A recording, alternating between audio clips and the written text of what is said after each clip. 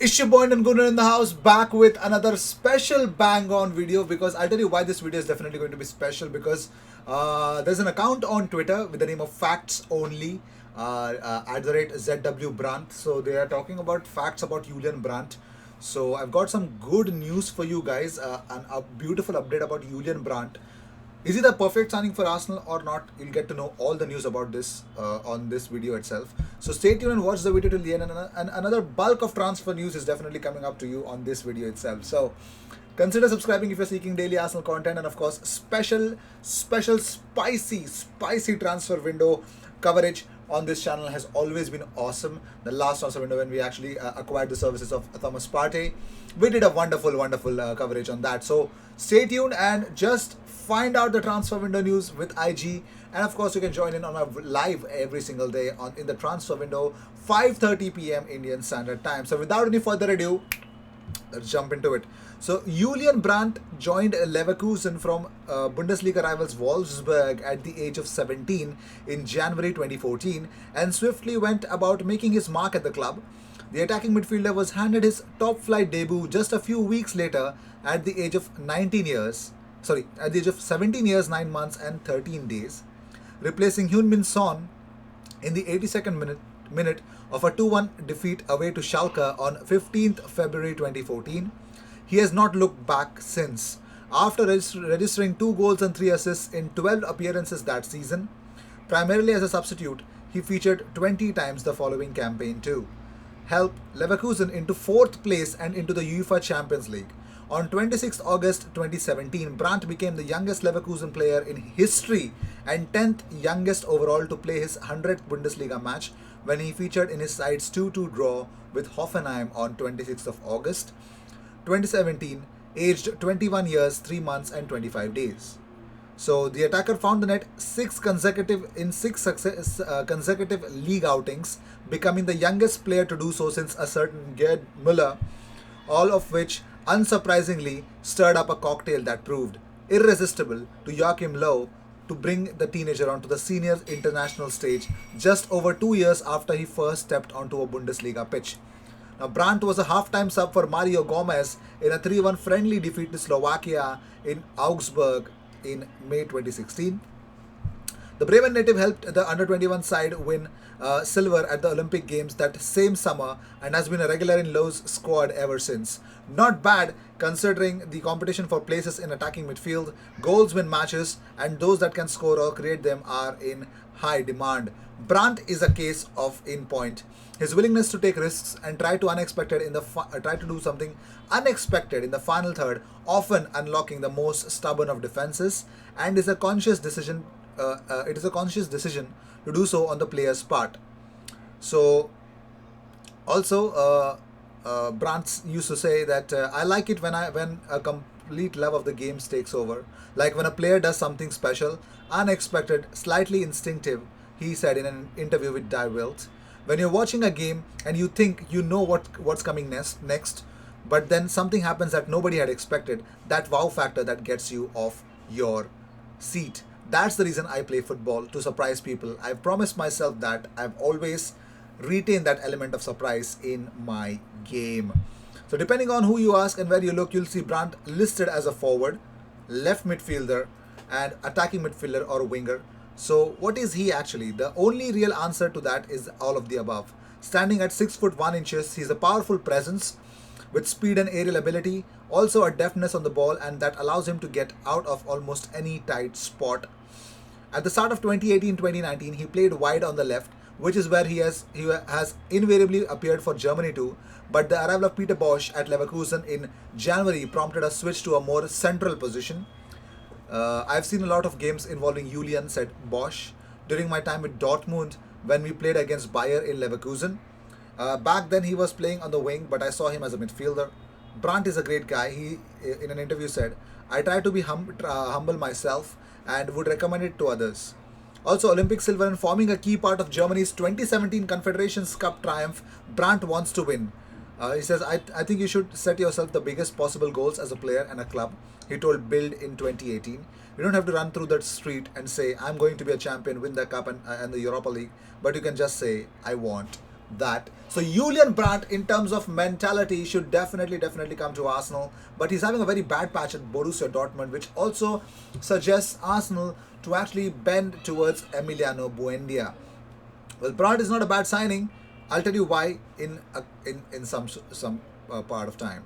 So, Lyon boss Rudy Garcia can allow 3 players to depart this month, according to Get French Football News. So, you could see Memphis Depay, you could see some big stars leaving Lyon because of the fact that they would want to let some people go.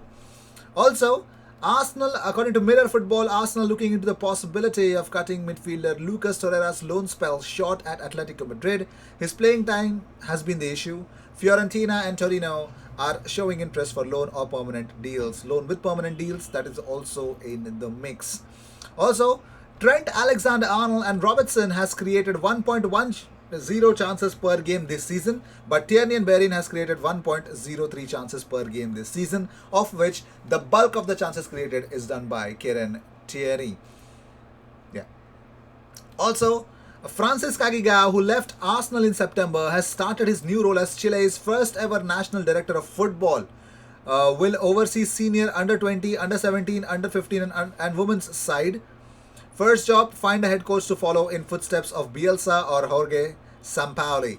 And also somebody tweeted out that in the latest with guest Miguel Herrera, former Club America and Mexico national head coach, he said he has been talking with Chile about the head coach position. Also, let's move on. Arsenal have attempted 167 crosses from the left-hand side of the pitch this season, more than any other team in the Premier League. The Gunners have attempted 108 from the right, ranking them 13th in the league. So Arsenal's predominance has been from the left-hand side. Literally, it's the stats speaking for themselves. Moving on. Well, Fabrizio Romano has given a clear blueprint of Arsenal's transfer window activity. He says Arsenal have always wanted a quality midfielder. They tried for Szoboszlai, but now another option is Buendia.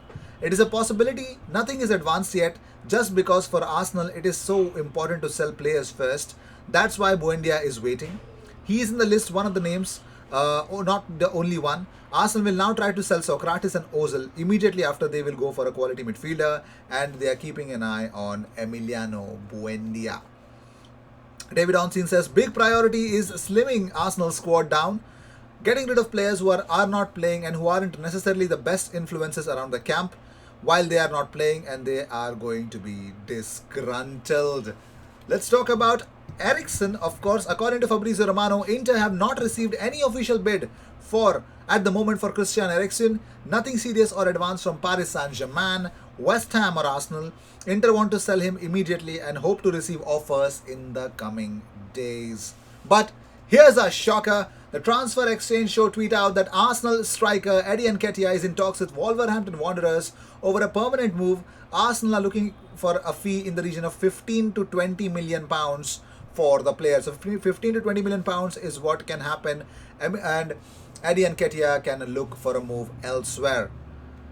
Just news, okay?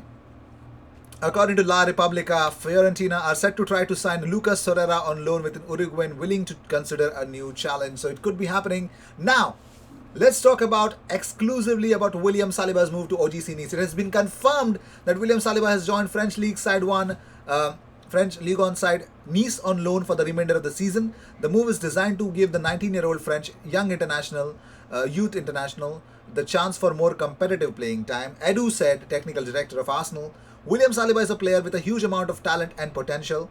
We are confident he will have a great career with us, but we must remember that he's still only 19 years old and has a lot of time ahead of him. William experienced a very challenging time last year with his playing time limited by injuries and early ending of Ligue 1 season due to the pandemic. We have decided that spending the rest of the season on loan with Nice is the best way for him to develop. We will be keeping in close contact with William during his time with Nice and look forward to seeing him make good progress until the end of season. Now, according to Standard Sport, Nice will pay all of Saliba's wages, which are believed to be in the region of 40k a week, 40k pounds a week, but no loan fee for Saliba from Nice. And that's fine. As long as we don't have to pay the wages, that's completely fine. Also, Football LDN suggests that Arsenal are sounding out the possibility of getting a permanent deal for Julian Brandt done this month. with Dortmund setting a 25 million euros price tag for the 24-year-old who would be willing to join Gunners this month. And also, James Benge says Emiliano Buendia welcomes interest from Arsenal, and should that materialize into a formal move, it is understood he would inform Norwich of his desire to join the North London side. Arsenal are investigating a possible player plus cash deal already informed for Emiliano Buendia. They would send Joe Willock and Reece Nelson are among the players Arsenal are willing to offer Norwich so that they could get their hands on Emiliano Buendia. Also, Shkodran Mustafi, who rejected a contract extension offer last year, is for sale, but the club have struggled to find a buyer for the centre-back. Like Socrates, his deal is up in the summer and he is keen to return to mainland Europe. Of course, isn't it? So yes, these were the news of the day. I hope you enjoyed whatever came your way. All the views and news and everything about Arsenal comes on this platform every single day, twice. So what you got to do is subscribe and hit the bell icon. We are wanting 15,000 subscribers. Help us reach there. In return, you're going to get daily Arsenal news, and all your transfer queries can be answered on my live today or literally every day of the transfer window, 5:30 p.m. Indian Standard Time. And of course, Arsenal Career Mode is definitely coming on, so stay tuned for that. I will see you in the next one.